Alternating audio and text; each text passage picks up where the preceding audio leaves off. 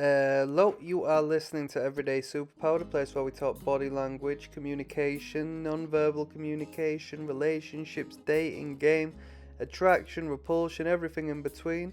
2 links down in the description of this video, 1 link to the catalogue of body language I've compiled myself. It's a YouTube playlist as to where you will be able to learn the A to B to Z to back and forth to wibbity bibbity bee of body language. You'll internalize it, you'll apply it in your day-to-day life. It's very important stuff. Now, second link will link to the Patreon as to where you will be able to join me in watching, assessing, analyzing, and correctly observing attraction and repulsion body language in real time on real dates. Alright, that's the real game there. You'll never forget the information and you won't learn it anywhere else. Let's be real. So today we're going to talk a little bit of game today. Alright, I'm going to tell you, you can manufacture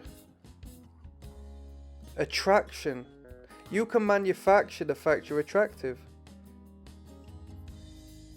You can, through stories, through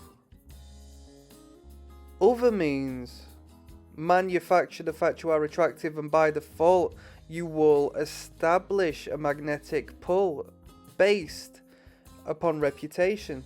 Now, what do I mean? Okay, the famous pickup artist Mystery would call it pre-selection. You've already been selected by women, so why should other women not select you? You've already been selected by others. You don't need to fight for the attention and the acceptance of the next woman because women already like you, so you must be likable. Makes sense? So many people want a product. The market wants it. Why don't I want it? Am I different? Is there something up with me for not wanting that product?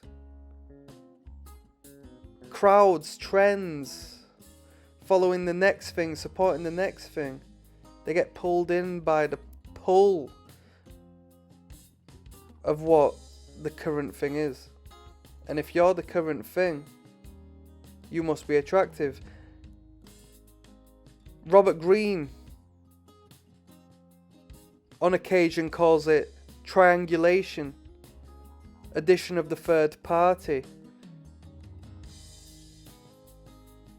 Some evolutionary biologist types would relate it to competition anxiety in a woman, as to where when you put her in competition with other women to get to you, she'll find you more attractive and she'll try harder. Whereas if you yourself are not attractive to any other women, what's so special about you? She won't perceive your value. Whereas if you tell her that other women are interested in you, and you tell stories, hopefully literal stories of your past, not going out of your way to do so, but in passing conversation, if not proven, external to the word, like if women are around you, let's talk social media, if you're there with beautiful women or women of any sorts in your social medias and so on and so forth, you have been pre-select. A woman's going to look at you like you're not dangerous. I've been told by a woman that her and her friends find men attractive who are good with women because it shows that they're not threatening. Okay, there's a lot of weird men about, there's a lot of dangerous men about, there's a lot of predatory men. So if you by default associate yourself with 1 woman, 2 women, 10 women, 20 women, 30 women, 50 women, you must be attractive to women and you must be good with women. This is my game right here. This is my game. I'm way more comfortable around women than men. I love it. I love to be around women, and it has a knock-on effect. It develops momentum, establishes momentum.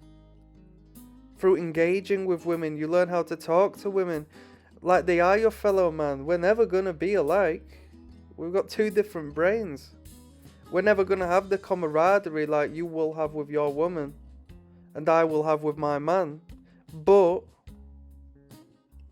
I've spent so much time engaging with you that I can freely speak to any other woman, and every other woman that sees that I am comfortably and consistently and coherently engaging with other women are going to find me attractive by default. Because the next woman does. There's a lot of social engineering when it comes to this. So this is pre-selection, as Mystery would put it. If you go on a date and you speak on indirectly of sexual conquest, what other women do for you, they're gonna be placed in that categorization. They're not gonna go out of their way to put a shield up and not do what other women do, because that would lower their value in the eyes of you. They would hierarchically place themselves below the other woman and you, and they don't want to do that. They might want to place themselves below you in a submissive standpoint, but definitely not through their competitor. Women want to be better than the next woman, such as the man wants to be better than the next man. So when you bring a third party into question, you do understand other women are interested in me. She'll perceive you as attractive first and foremost, as we speak on being the prize, as we speak on being the trophy husband.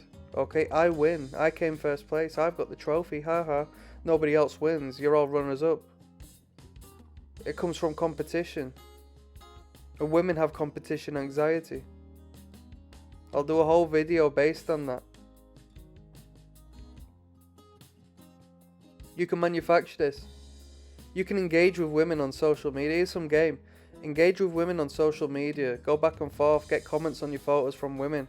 Rinse and repeat, rinse and repeat. Over time, you will develop a momentum through your consistent engagement with other women's profiles and accounts as to where they're responding to you every once in a while. Maybe 1 out of 100, but that 1 out of 100 soon becomes, 1 out of 50, which becomes every second woman starts engaging with your profile because it's the thing to do. Because they want to be a part of it. You establish and develop momentum, and then you can apply that in real life. The more women you speak to, the more friends you make with women. These don't have to be, sexual suitors. No, I just happen to be friends with a lot of women. Wow. Okay. I'm going to leave it on that one. That's some game for you. Peace.